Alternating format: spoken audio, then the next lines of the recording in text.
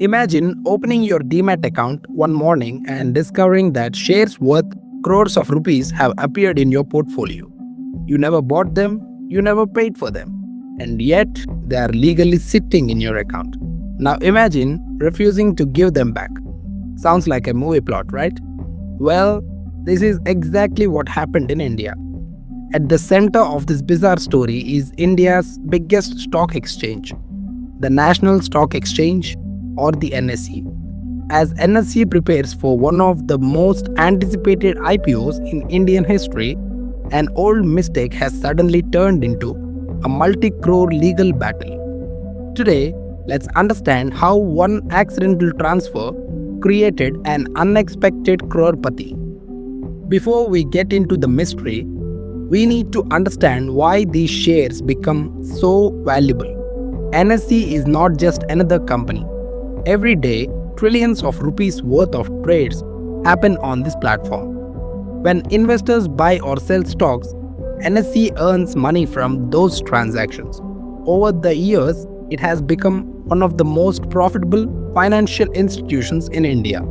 And now, after years of waiting, NSE is finally preparing to go public. Whenever a company announces an IPO, investors start estimating how valuable its shares could become. And that's exactly where this story becomes interesting.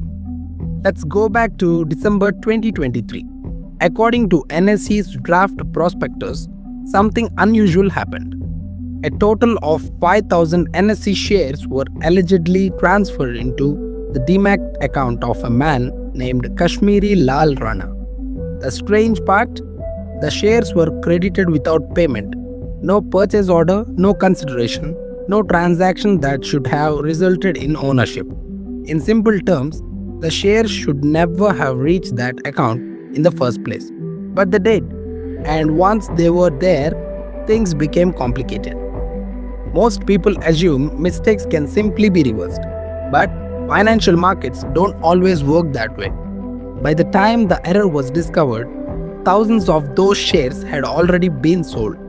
According to NSE, around 3,685 shares had been disposed of. The remaining shares stayed in the account. And then something even more important happened. The shares received bonus allotments. The number of shares increased further. Suddenly, what started as an administrative mistake had turned into a significant financial asset.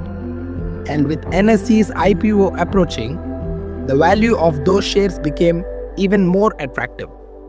At this point, NSE decided to take legal action. The exchange, along with Nuvama Wealth Finance, approached the court seeking recovery of the proceeds from the sold shares. They also requested that the remaining shares and bonus shares to be returned. What makes the case unusual is that one of the entities named in the dispute is NSDL, the depository responsible for holding securities in electronic form. Now, the courts will have to determine a crucial question. If shares are transferred by mistake and later appreciate in value, who owns the gains? The person who received them or the institution that made the mistake? You might think that this is just a strange legal case, but it actually highlights much bigger issues. Modern financial markets depend on trust.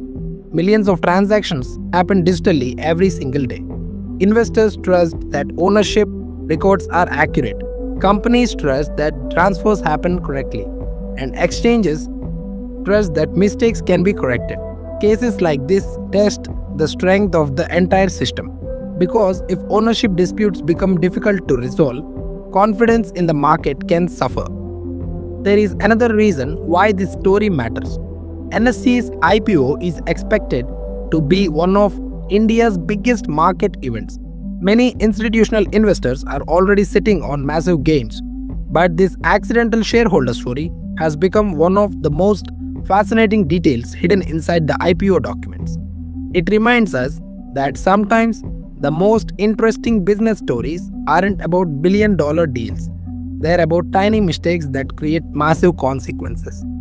Today, NSE wants those shares back.